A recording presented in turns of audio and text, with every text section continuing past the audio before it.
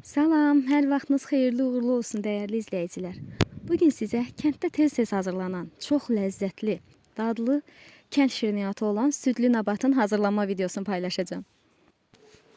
Bir çox xanımlar bunun hazırlanma prosesinin çətinliyini fikirləşdiyinə görə bunu bişirməkdən vaz keçirlər. Amma inanın ki, bəzi nüanslara diqqət edərseniz, həm gözəl nabat bişirmiş olarsınız, həm də az əziyyət çəkmiş olarsınız. Keçək nabatın hazırlanmasına. İri bir qazana 1 kiloqram şəkər tuzu, üzərinə 2 barmaq keçəcək qədər süd, təxmini 1 litr süd əlavə edib, gür ateşin üzərində qaynamağa qoyun.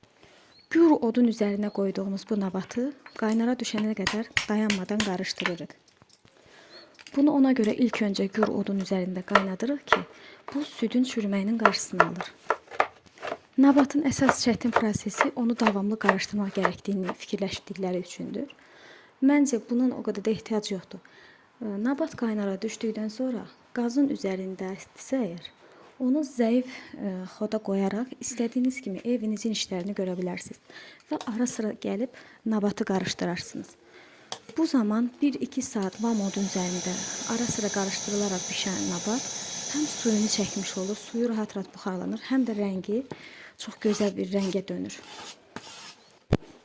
Artıq vam odun üzərində yavaş-yavaş qaynayaraq qatılaşan bu nabatı 20-30 dəqiqə gür odun üzərində də dayanmadan qarışdıraraq bişirib hazır edə bilərsiniz. Nabatın hazır olduğunu bilmək üçün ondan azıcık götürüb bir qaba əlavə edərək soyuducuya qoyun, soyuducunun dondurma bölməsinə qoyun və bir dəqiqədən sonra baxın, artıq donubsa, demək ki artıq nabat hazırdır, ocaqdan almaq olar. Bu şirniyyata müxtəlif növdə çərəzlər qataraq daha da dadlandıra bilərsiniz. Mən buna qoz əlavə etdim. İnanın ki, buna çox yaraşır və çox ləzzətlidir. Amma siz istəsəniz kətan toxumu, küncüt və yaxud da günəbaxan tumu da əlavə edib istifadə edə bilərsiniz. Başqa yerdə bişirildiyini bilmirəm, amma bu tərəflərdə tez-tez bişən bir şirniyyatdır. Əminəm ki, buralarda uşaqlığı keçən və yaxud da qonaq gələn hər bir kəs bu nabatın dadını bilir. Bugünlük bu qədər. Növbəti videolarda görüşənədək.